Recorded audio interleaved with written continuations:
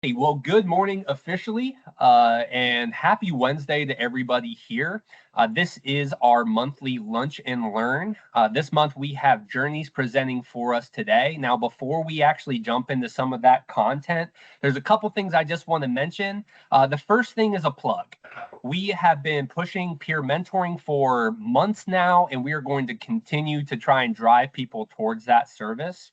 I really want to encourage all of our providers on here that if you're bringing on some new people in your MAPS program, what a fantastic time to introduce them to a peer mentor. And so whether it's East Tennessee, the ARC, I would strongly encourage everybody to engage that support.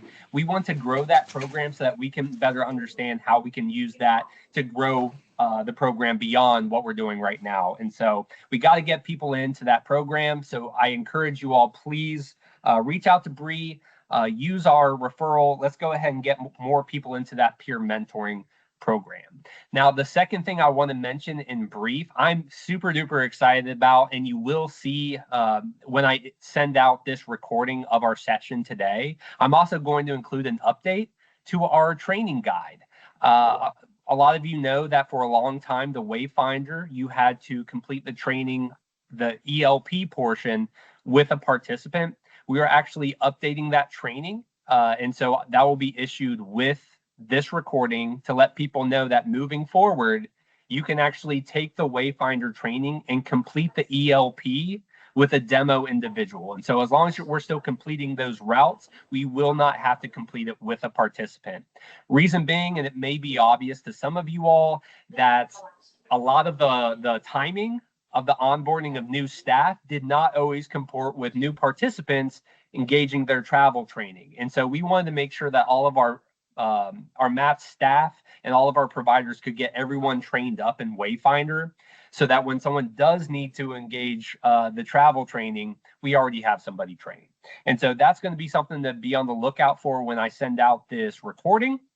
So I wanted to mention those two things. I will mention them again at the end for anyone who hopped in. But before I jump into introducing Brittany and her crew, please mute your microphones and let's give Brittany Hughes and Journeys all the attention in the world. Brittany, thank you so much for presenting. Thank you to Journeys for this time, and I will toss it over to you. All right, good morning, everyone. And Kyle, Bree, thank you for this opportunity to come in today and present on how we do some of our processes here at Journeys. So I'm going to go ahead and share my screen. We'll get started. All right, can everyone see this? Right. Well, like I said, we wanted to be able to share today just kind of our current process here at Journeys, kind of going a little in depth about our milestone service delivery and how we deliver services, how we have evidence collection processes, and how we do validation. Before we get started, I do want to share just a little bit about Journeys if you're not familiar who Journeys is. So we have a belief that everyone deserves the opportunity to learn, work, and connect within their community. We've actually been around since 1975. Journeys in Community Living has helped individuals with disabilities live meaningful and independent lives. As you see here, these are several of our MAP participants who are in our program working very hard towards their milestone goals. I also would love to give my team a shout out. I couldn't do what I do and we wouldn't be successful without my team. So I want to kind of go through and introduce the team here at Journeys for the MAPs. I am Brittany Hughes, so I am the director over leading this MAPs program here at Journeys. We have Carson Bolin as one of our MAP coaches. Ethan Morgan, another MAPs coach. Alexa Reed, and our newest member, Caitlin Anderson. And I want to dive a little bit about how do we deliver services. So we are really focused on providing services in person, hybrid, or virtual formats. And we are very person-centered. So as we work with the participant, create those plans, it really is their choice, and we meet them where they feel the most comfortable. I train my team, and we work towards really just using that person-supported collaboration plan as our guide for us as we develop things, service plans in the program, which I'll get to later. And also it's the guide that we always keep in the forefront when we work with our participants. We are focused on giving individualized services, and within those we do service plans and progress tracking. We do services twice a month, and each service could last up at a minimum 2 hours. And this certainly doesn't mean that every participant will hit that max of 2 hours, but we do give that offering twice a month for 2 hours. I'm going to go a little bit more about what is our service types that we kind of like structured our program. I think this process has been really efficient, and we've played with different ways to approach services. And this is the one we're kind of piloting now that'd be the most effective. So my team and I are really big about developing right out of the gates relationship with the participant. We want to get to know them. We want them to get to know us. And so we utilize the VCRM, the first service, as an opportunity to develop the VCRM. We call it a VCRM development service. That's a time where we create the VCRM with them, we collect information, and that is something that starts to build that relationship. Also, the second service, when we go out, we take what we've developed with them, and we're going to go back out, we're going to train that participant, and we're going to train any supports on how to use that VCRM. Within that service, we kind of then start talking about enabling technology and talking about their milestone goals, but we want to educate first. So we have a presentation specifically around different types of technology that can be used within the work, home, and community that we present to families and supports, and really educate, like I said, first. And then within that, we do what's called the enabling technology screening tool that we do with them. Once we establish that this person is really ready to move forward with enabling technology, we then spend time in the next service doing what's called enabling technology exploration service. This could be the individual going to a smart home and visiting the smart home and taking a tour, or we can go in their local community. We use our preferred vendor we use is Best Buy, but it doesn't mean that every service area that we're in has a Best Buy. So we find those vendors within their local areas. Currently, we are serving up to 18 counties.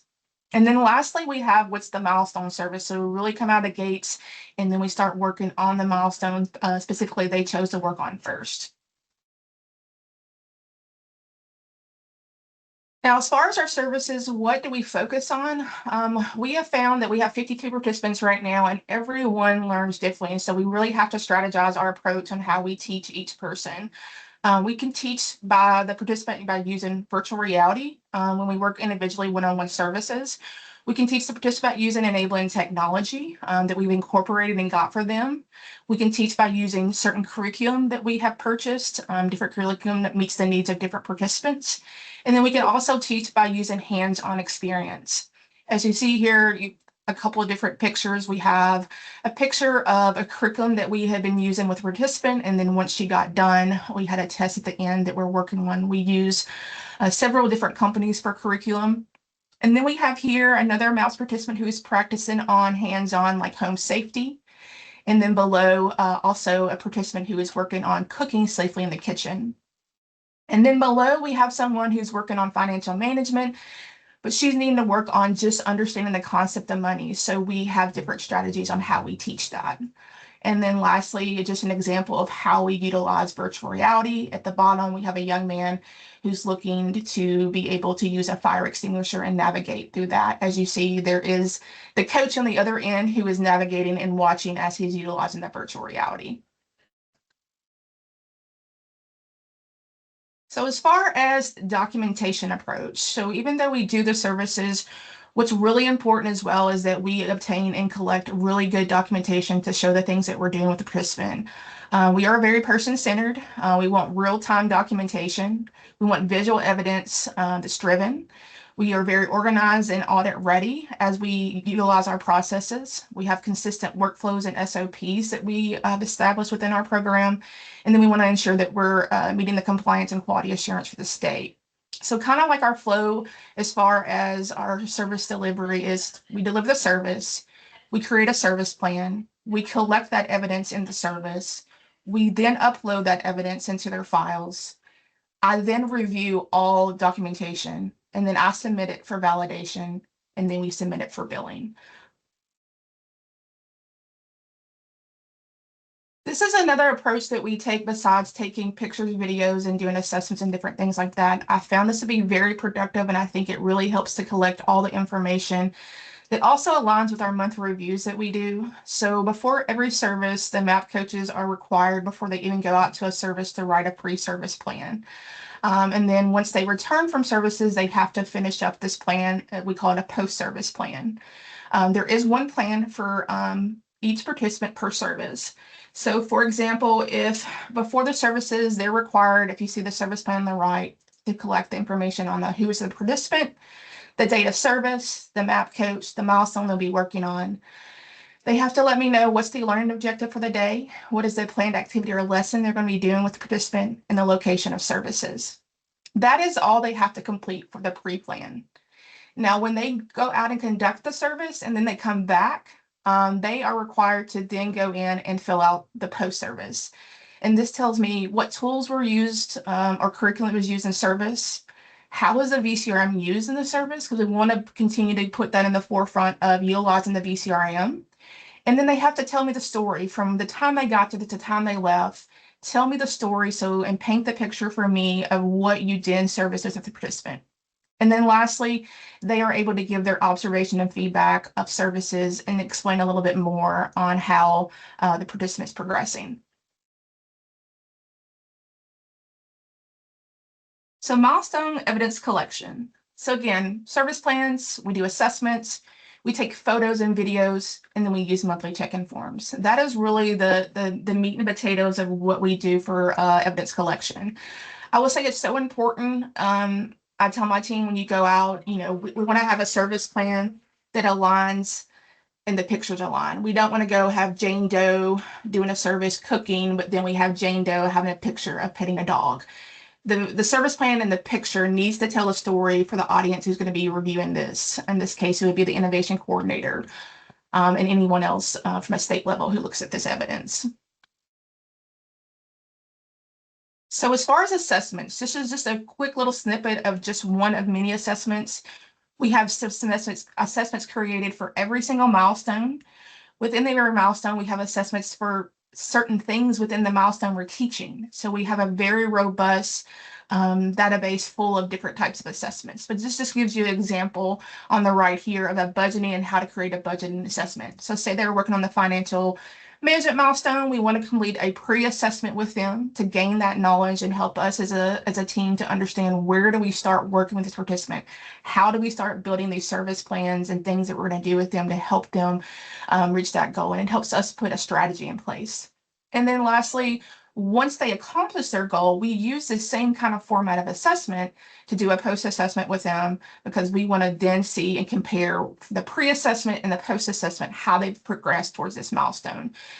What we're looking for is definitely a better score than what they took in the pre-assessment. So photos and videos, that could be a little bit of everything. We take pictures and videos and services that align with the service. For example, this young lady here is working on community relationships. As you see here, we have curriculum that we went over with her. We took a picture of the curriculum because that's going to give some evidence of what she worked on. Then she went out and did an activity where she could interact and do the activity, but also meet people while she's doing that activity and being able to apply what she's learning in real life setting. And then lastly, within this, we have an assessment. These are assessments we can do. We don't do them every service, but we periodically, whatever we're working on, we do a quick assessment to gain the knowledge and understanding of what they're truly gaining from those services. Now, once we put all of this together, this is kind of what builds upon our validation submission. So my team submits a milestone validation form to me and I review that. So I am like the gatekeeper in compliance. So they feed everything to me and then I push everything out to the ICs. As a MAPS program director, I review their service plans on a weekly basis. I do quality audits and I also check all milestone evidence on a weekly basis as far as quality audits. Also as a MAPS program director, I submit the milestone validation in the portal to the innovation coordinator. So I'm the last person to see this before it goes out for validation. So what does it look like? So we use job forms. So when they submit anything to me, they're going to fill out a milestone form. They're going to have the participant name, date of submission, the milestone, the participant's goal statement, the achievement statement, and they're going to let me know what evidence is being submitted. And I'm going to take that information and then go back in and do a final verification. Now keep in mind, I do weekly audits every week. So up to this point, I really already know what's in there because I do it on a weekly basis.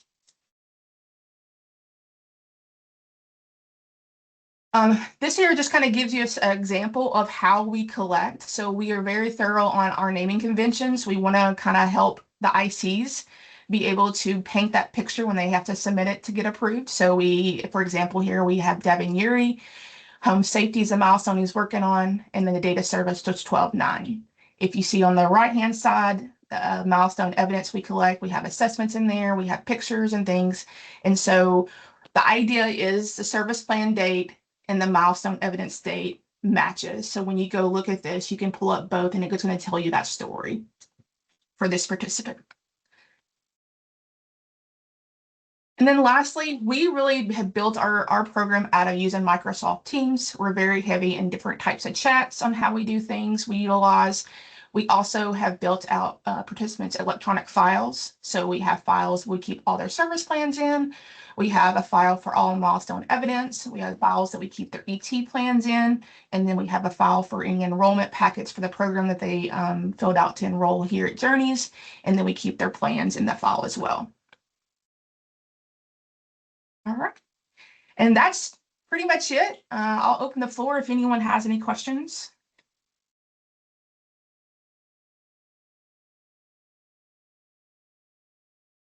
Brittany, how do y'all tend to handle like atypical requests around, right now with peer mentoring or those kinds of things? Do you typically add new folders? How do y'all handle some of those changes? Yeah, so as far as peer mentoring, I think we're still kind of trying to understand that whole process. I know right now that we have participants who are doing peer mentoring. So we just don't have a ton of information on what they're doing with those mentor services. Is that what you're asking? Because we don't have a specific photo we've created for peer mentoring, but I do know as far as when we are notified that they have a mentor, what we are trying to help support with is their VCRM and putting and helping support them put that information on their VCRM about their Nice. peer mentor. And it also encouraging them to use that with their peer mentors. So maybe we can be able to collaborate with that, seeing that That's information. great. That's a great idea. Yeah. Yep.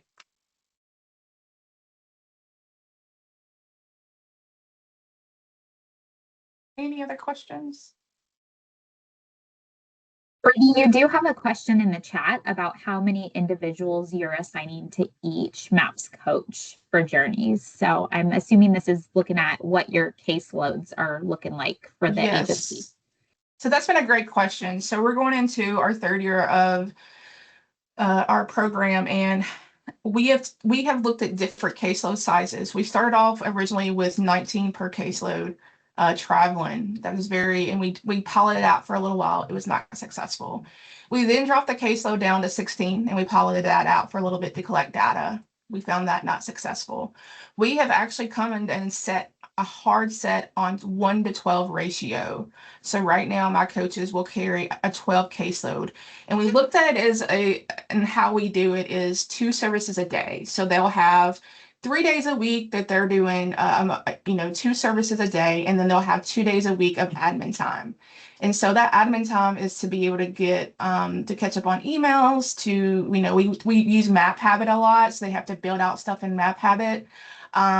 There's times to attend meetings. We have COS meetings, ET meetings, and things like that. So we have found that model is what we have been working towards to get. I would say it hasn't been easy because it's hard when you come into a new program of not really knowing a lot. So it's really been that gaining that evidence and really that doing and being out there. Like right now, I do 22 twice a month, but I have a strategy. I think it's just about how you strategize and how you implement that being successful. And we are still in 18 counties, so they do travel.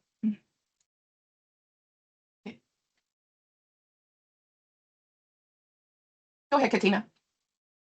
Hi, Brittany. You guys do a great job of implementing ET solutions on the front end of services. Can you just share with the network how you guys are so successful with that at the front end? Because you guys are doing that at the front end before anything. So can you just talk a little bit about that? Yes, ma'am. So that's another thing we trialed. I'm always about getting my team to collaborate. We collaborate, right? They're the ones out there doing the job. So I think I take their feedback and we work together on solutions. So we did pilot out And where we've kind of landed now is that we incorporate those ET services very early on because we want to get that ET in the hands, because we want to use that ET in the teaching. And so if you kind of go back to the model where I had, we do that ET education service and the ET screening, tool in the service, and then we do that exploration. That's where we get that information. Once we do all those, then what we do is that we go out with the participant, and we have another ET service where we sit down and we build that plan with them together. So it's almost like building the person-supported collaboration plan. You're talking about what you found when you did the exploration, you went to Best Buy. We focus on one milestone at a time. We found that it's not successful to go out here and try to get all this technology for all these milestones you have in 1 year, because that could change and you would want to amend your plan. So we just focus on that one milestone at a time, and we write that plan together, and then that's how we submit it to the ICs, and we go from there. So when we go into the ET meeting, we already have the plan written, is our new process that we have implemented. And then when we come out of that meeting, then we go within our internal processes to get everything approved. And then once we get everything approved, my team is responsible to go out and have another ET service where they are actually setting up the ET with the family. They're training the family on how to use it. And we also have a device agreement form that they have to complete, showing that we delivered all the stuff to them. And we found this has been very successful so far. And I know some of my team's on here, so by all means, I know Carson has been doing this with me a long time, and Alexa. So if you guys want to share any best practices, please do. Go ahead, Carson.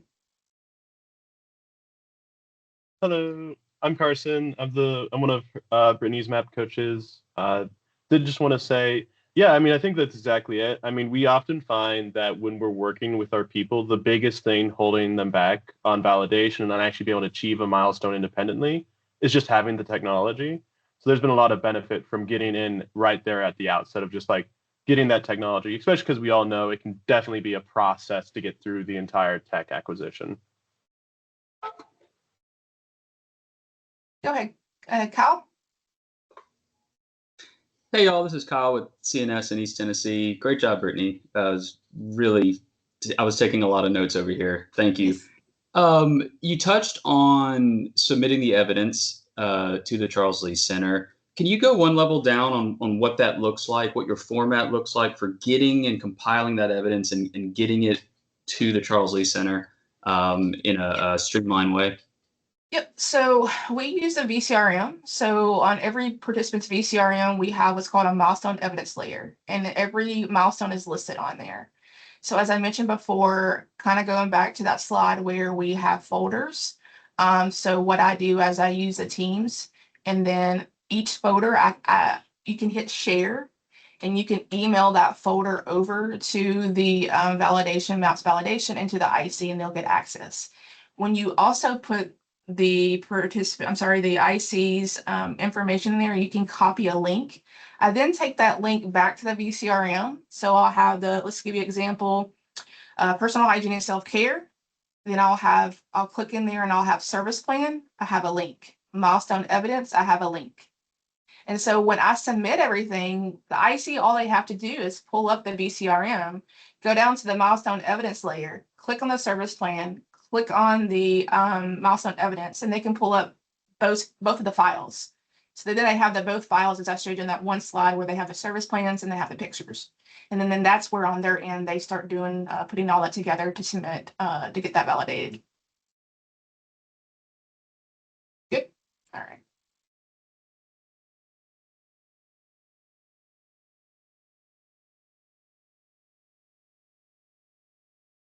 Really quick, Brittany, I had a question about the technology process that you had mentioned. Do your MAP staff oversee that technology process, or do you have designated ET staff that will step in? So we, my staff are trained. I train all my staff on the ET. So any new ET, they get trained by me. So we are the tech gurus. So we do all technology, everything, and I oversee that whole process. I oversee vendor development relationships. I do the whole process of everything. They have a hands in it as far as delivery, but I do all the front end stuff, and I have a processes for that. That's a whole different that's a whole different training. Yeah. It says, does your map staff oversee technology process, or you have staff? Yep, they do it. They do it. I want them to do it because they're the ones going to be working with them using it. So they need to know how to use it and how to do it. So even when I recruit, I'm looking for technology skills because I need them to have. And if they don't have a lot of skills and they have some and they're willing to learn, then I develop them. Yep. Cal, do you have another question?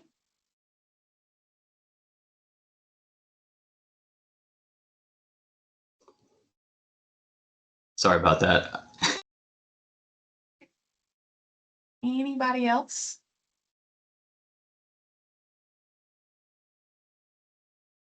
Well, goodness gracious, if y'all do have questions, keep using the chat, or obviously you're welcome to email Brittany or email the MAPS team, and we'll facilitate that. And what a fantastic time to hear about Journey's processes. We published the resource manual at the start of this month, and so I know there's a lot of questions about policy and procedure. We have templates up here with DDA that we've been sending out, just categorically what to consider when writing out policy and procedure. And then, Brittany and their team just outlining basically how they do their work. Incredible. There are a few things that were mentioned that I just find fantastic. The first one is telling the story with the evidence. And so I'm a 3.5 essay baby, and so I'm used to the framing, the setup, and then the conclusion. And so being able to look at that evidence and tell that story makes it fantastically easier for our innovation coordinators as well. And so that was wonderful. Also, the quality check, just being, Brittany being able to kind of vet a lot of that evidence before it actually leaves the agency. I think that's fantastic practice and helps bring a linear approach to how those are being submitted. Love seeing y'all's use of Microsoft and the SharePoints and the Teams and OneNote. All that stuff is super helpful. And so if you all have not yet adopted either an electronic health record or internal software or system to kind of help govern these services, what a great snapshot that was. But then also the early intervention of enabling technology. I'm a sucker for that type of stuff. And so I absolutely loved hearing that from you all. And altogether, just fantastic presentation. So thank you all so much. Thank you, Journeys. Thank you, everyone else, for coming out. And as mentioned, I am going to plug those two things one more time. Peer mentoring. Like I said, if you don't have it in your policy and procedure yet, let's figure out a way to introduce that to y'all's participants sooner than later. It's something we truly believe in. And so we want to get more people in that program.